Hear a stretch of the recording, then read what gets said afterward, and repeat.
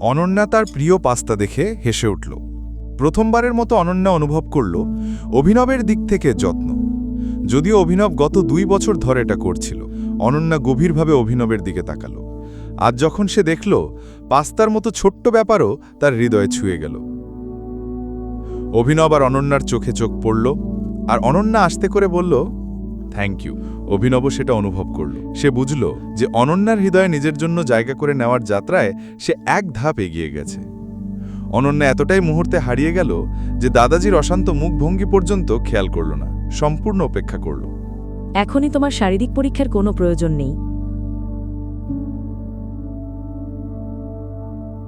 আমরা অন্য সময় ভাবব।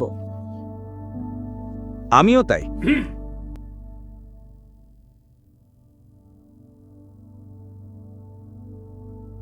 ঠিক আছে, যেমন বলছো।